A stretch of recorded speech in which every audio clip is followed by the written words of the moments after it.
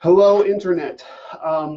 After experiencing some epic uh, technical difficulties, I'm gonna try this again. So what happened was my computer wouldn't live feed, and so I switched to my phone, and I used my phone to do the live broadcast.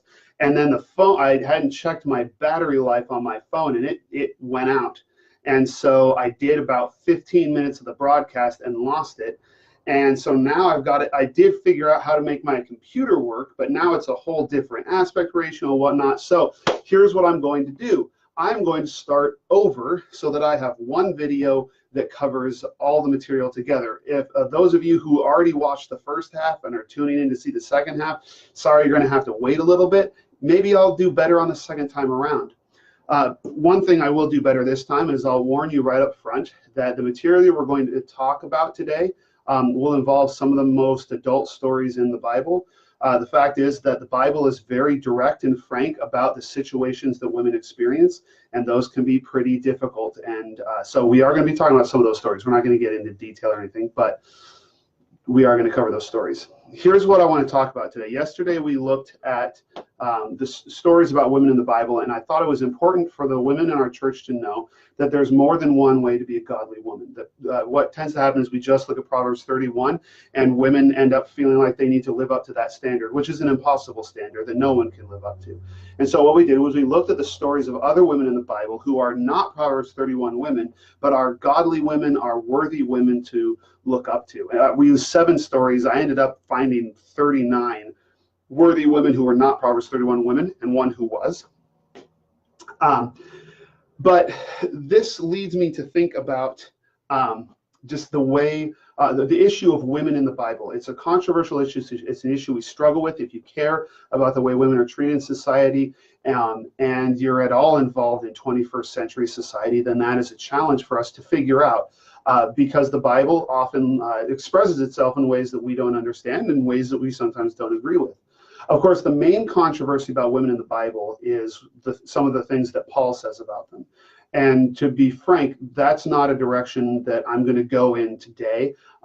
It tends to be where we most talk about women in the Bible, and sometimes we can get tunnel vision to only think and talk about the things that Paul says in those aspects. And then there's the whole debate about in what way do we apply those, and to what level do we apply those today? How much of that is based on Paul's culture at the time? What I want to focus on today is a different aspect of how women are looked at in the Bible. I want to look at the way women's stories are told, because this is something that we don't really appreciate very often. We live in a world that is shaped by Bible stories, and so it's hard for us to tell how they are different from the way cultures without the Bible told stories, and ancient cultures around which the Bible was, or within which the Bible was written. And so what I want to do today is I want to talk a little bit about the way women's stories are told, and help you understand just how revolutionary the Bible really has been in the way it portrays women. And there's 2 questions that I want to teach you to ask when you're looking at a story that help us understand how that story fits into a worldview and how it's portraying its characters. And I have them helpfully written here. The first question is, whose story gets told? This is something that we don't think about very often, but the truth is that when we decide whose story we're going to tell, it makes a difference. It shows who we think is worth talking about. As I think about it, I know one of the few areas that I've heard this come up is that I can think of at the moment, at least, is that it's becoming more controversial to tell the stories of like murderers without telling the stories of their victims.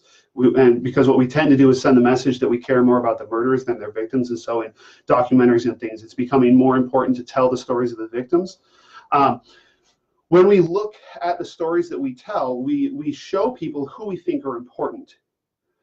Their stories are worth telling. Now, in the ancient world, this was no less true, and it's actually very clear who they thought was worth talking about. They thought military heroes were worth talking about, aristocrats were worth talking about, people who were powerful and important. They were the ones who were worth talking about. I mean, look at the Iliad, the Odyssey, the Aeneid, the stories that we have from these ancient cultures. They focus on men.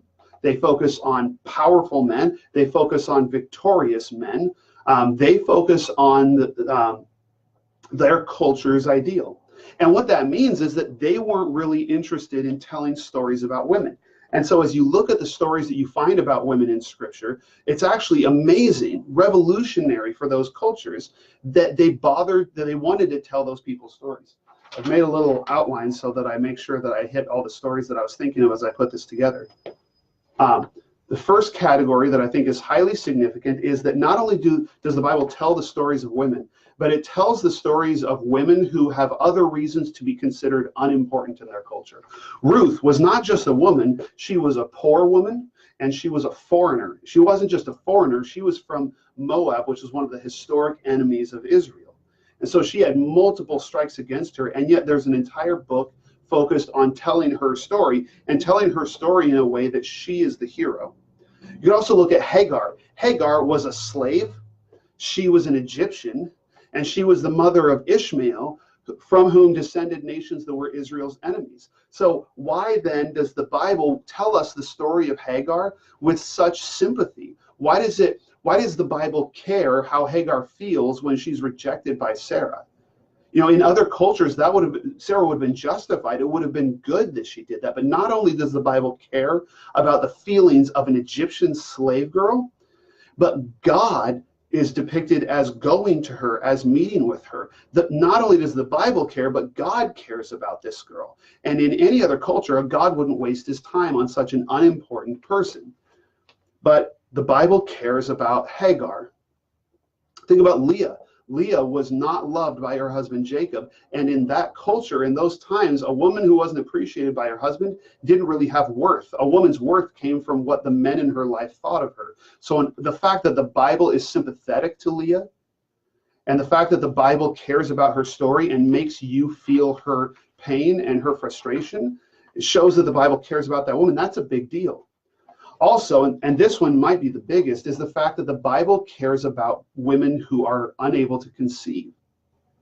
There's so many stories about women who are unable to conceive. You've got Sarah, Rebecca, Rachel, Samson's mother, Hannah, and Elizabeth. These women are unable to conceive, which in the ancient world basically meant that they were worthless. A woman's job was to produce an heir for her husband. That was the main thing that she was good for in ancient cultures at that time. And so a woman who cannot produce an heir is no good to anyone, and she's probably cursed, she probably did something wrong, and she's definitely going to be looked down on.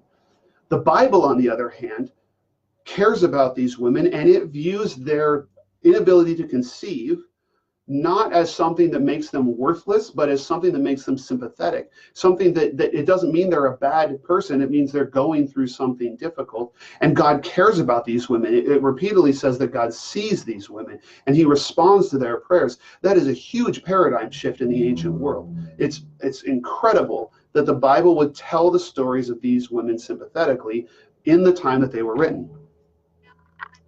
And the next category, not just women who are considered unimportant, but there's a category of women who would be compromised. A woman her value comes from, in that culture, came from producing an heir for her husband. But you had to be sure that the heir came from her husband. And so a woman whose sexual integrity was questionable, was compromised, she also lost that value. You might as well not be able to have a child if you can't be sure who the father is. And so women like Rahab, who were prostitutes, they were immediately discounted as worthwhile, as important, as useful, except to satisfy the lusts of men, because they couldn't produce a reliable heir. The same thing as the woman caught in adultery, the Samaritan woman. These women had been soiled in the culture's view. Their usefulness was gone, and so in ancient cultures they wouldn't have been considered important anymore. They wouldn't have been considered worthwhile. They would have been looked down on. They would have been ignored, skipped over in the story. And yet the Bible tells their story in a way that is sympathetic and seems to say that their worth is not changed because of those facts about them. That's revolutionary. A third category of women whose stories normally wouldn't be worth telling is when women are in the role of victim. The Bible doesn't, ancient cultures weren't really that interested in telling stories about the victimization of women in a sympathetic way. It might happen in the course of a story, a man might avenge his wife and that kind of a thing. But the Bible seems interested in telling the stories of women who are victimized in a very in a way that recognizes the impact that the event has on them. If you look at Dinah in Genesis, Tamar in 2 Kings, you look at the story of the Levite's concubine in Judges, it is an absolute brutal story, and the whole point of that story is for you to come away with your heart broken over the way that woman was treated. And then, of course, the fact that the way the Bible deals with those barren women that I mentioned, the women who were unable to conceive, in the ancient world, it was always the woman's fault that she couldn't conceive. But according to the Bible, according to the law of Moses, barrenness was a curse because of the community's sin. And so part of the reason why the Bible cares about their stories is because it sees that that is not their individual failings, and it actually casts them as victims of the failures of their community. And so the fact that it cares to tell their stories that way is huge. And finally, the fact that the Bible tells stories centered on women as main characters. The Bible could have told Ruth's story with Boaz as the main character. It could have told Esther's story with Mordecai as the main character. Instead, it focuses on the women because it wants you to see the women as the center of the wheel, as the center of the events. They want you to see those events through those women's eyes. That's a big deal. And there's one particular example that I would like to draw out, and that is the story of Eve. See, the story of the fall has unfortunately been used in many times and places, and some of Paul's comments about it have been used in this same effect, to basically say that women deserve to be subservient to men because Eve sinned first. And so clearly women are inferior. But that is absolutely not what that story is doing. Notice that when Genesis tells the story of the fall, it doesn't say something like, well, she was a woman, she was weak, and so of course she couldn't resist the serpent. Notice the fact that it tells the story through Eve's eyes, and it tells the story in a way that we get to observe the way she is thinking and analyzing and responding. She's not treated as an idiot. She's not treated as a fool. It cares about the way Eve has been thinking and the way she responds. Adam is a side character who's not even really present. You don't find out that he's there until after Eve has made her decision. So in reality, the story of the fall treats Eve with a profound respect of taking her seriously, and that's a big deal. Okay, now that's the first question. Whose story is worth telling? Because the Bible clearly indicates that the stories of women are worth telling. And if that doesn't seem like a big deal to us, that's because we've been raised in a culture whose stories have been shaped by the Bible. If we take for granted that women's stories are worth telling, that the stories of unimportant people or people without power or minorities are worth telling, it's because the Bible taught us that those are worth telling. It's because our culture has been infused with those kinds of stories. Those kinds of stories don't come from other cultures. They come from Scripture. I mean, our other ancestral cultures like Greek and Roman, it came from Scripture. Now, the second question that I encourage you to ask is, who's doing things right? Who in the story is the one that you want to emulate, is shown as doing things the right way? Let me start with Samson's mother. Okay, an angel appears to Samson's mother, and she's one who can't conceive, and he says, "You're going to have a child, and that child is going to be a judge. He's going to help deliver Israel, but he's going to have to keep this Nazirite vow, and he's going to have to keep it his entire life from conception. So you're going to have to start following these rules now." And so Samson's mother follows the rules while he's in the womb. And then the next time we see him, he's an adult running around constantly breaking his vows. In fact, according to the story, the only time we can be sure that Samson actually kept his vows was the 9 months he was in his mother's womb. In fact, in the entire story, on the entire narrative of Samson, the only person who acts wisely, who acts intelligently, the only one who's portrayed in a positive light is Samson's mother, and she doesn't even get a name. There's another story in Judges that's similar in that the character, the female character, doesn't get a name. She is the daughter of Jephthah. Jephthah is a thug that the Israelites convinced to help them fight off the enemy. Jephthah doesn't know a thing about God, and so he makes this vow that the first thing that comes out of his house, he will sacrifice to God if God gives him the victory. Now, that's not how God works. That's how pagan gods work, but Jephthah doesn't know the difference. And so when he gets home from the victory, the first one to come out is Jephthah's daughter. And as you read the story and you look at the way they're portrayed, Jephthah comes across as indecisive, as weak, as passive, because he comes home and he's just brokenhearted when his daughter comes out and he realizes that he's going to have to sacrifice her. And when he tells his daughter about the vow, something clicks, and it's Jephthah's daughter who takes over. She knows what needs to be done. She makes the plan. She carries it forward. She very nobly is willing to go to this unjust death because of what her father did. And so if you compare the way the characters are portrayed in the story, it portrays Jephthah's daughter as the one who is wise, as the one who is understanding, as the one who is noble. You look at Hannah. There's a story of Hannah, Samuel's mother. She's one of the barren women, and she goes to the tabernacle to pray, and she's pouring her heart out to God in this very heart-wrenching prayer. And Eli, the priest, comes over and accuses her of being drunk. And then she defends herself very eloquently, and then Eli grants her request. And the way it's structured, Eli comes off, in Hebrew, he just comes off really stilted and awkward and ignorant, because we know that Eli is a compromised priest. And when he stands next to Hannah, it's Hannah that God is listening to. It's Hannah who understands what's going on, who's doing things the right way. So you walk away respecting Hannah and not respecting Eli. If you look at the story of Tamar in Genesis, this is a story of a woman who married one of Judah's sons, and then he died. So Judah followed the law and gave her his next son to marry so that she could produce an heir for his first son. And that son dies, and Judah refuses to give her the third son, even though that's what his obligation is to her. He's supposed to give her another son to produce an heir. It's his job as a father-in-law. He refuses to do so. And so Tamar pretends to be a prostitute and gets Judah to sleep with her to produce an heir. And it's interesting that at the end, they're going to kill Tamar for sleeping around because she got pregnant and she's not married. And Tamar proves to Judah that he's the father. And Judah tells them not to kill her because she has been more righteous than him. Judah recognizes this himself. So what you're supposed to think coming out of this is that Judah failed in his job, and Tamar took the only steps she could have to protect herself and to accomplish what Judah should have accomplished, which was producing an heir for his firstborn son.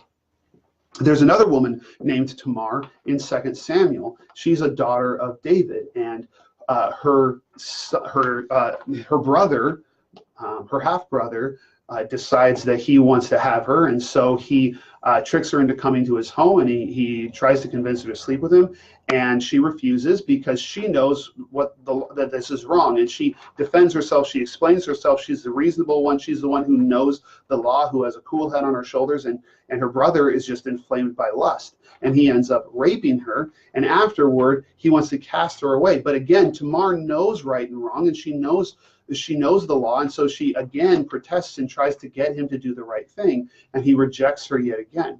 And as you look through the story, you come out at the other end looking at Amnon as this horrible man and Tamar as a woman who knew right and wrong and did her best, and is the wiser, the more self-controlled, the more sympathetic, the better person in the story. And then in the Gospels, we also see these comparisons where a woman comes out being the example you're supposed to follow. Mary of Bethany, when she wants to listen to Jesus, that's not a woman's place. A woman's place is not sitting at the feet of her master. A woman's place is in the kitchen, according to that culture. And so when Mary's sister, Martha, asked Jesus to send Mary into the kitchen, Jesus says, no, she chose the right thing, even though it's not the womanly thing for her to do. And then there's a story when a woman comes in, when Jesus is at a banquet, and this sinful woman comes in. She has been compromised, and she comes in and she anoints Jesus' feet, and she dries them with her hair, and she honors him. And this Pharisee is judging her and basically saying Jesus wouldn't let her anywhere near him if he knew about her background. And Jesus turns it around and he says, this woman has treated me better than you did. She has been a better host to me than you. And so this woman is the one who is doing it right. Now, that is a huge deal in the ancient context, where women would not have been given the role of the one doing things the right way. It's just not really how they told stories. And so every time this happens, it is out of step with the culture at the time, and it was revolutionary. And the sum total of all of this, the result was that the church in the early centuries was had a huge female population. It had this huge draw to people who had been marginalized by society. And so, in fact, the earliest critics of Christianity, they mock Christianity because it's full of slaves and women, because only women and slaves would buy into this religion. In reality, it's because these women were being treated as human beings for the first time in their lives, and so they flocked to the church, to the point that the early church fathers complained that they struggled to find enough Christian husbands for all the women in the church.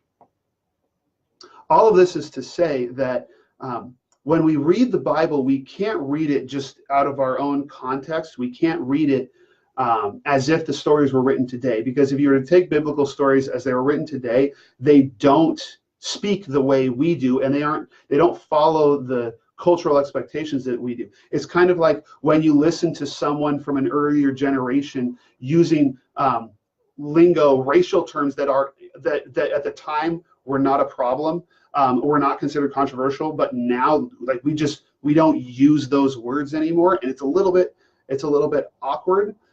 Because there's been a change in the way we use language.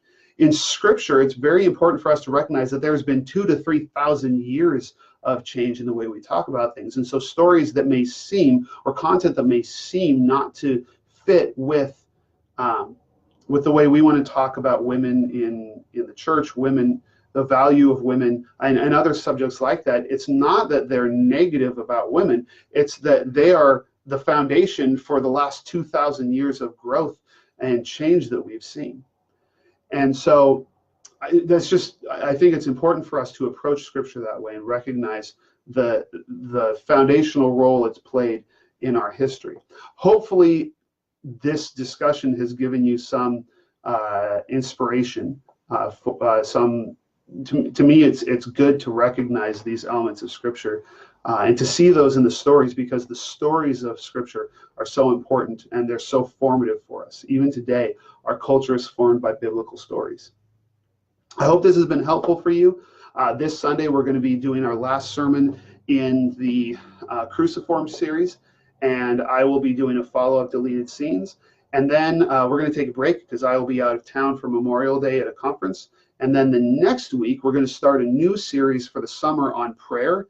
I haven't decided exactly what I'm going to do with deleted scenes, but we might switch gears and switch into a different kind of series that won't really be a deleted scenes format. I will get more information to you as I have it.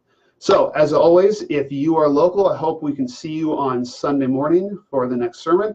And if not, I will see you again on Deleted Scenes next Monday. Thanks so much for tuning in.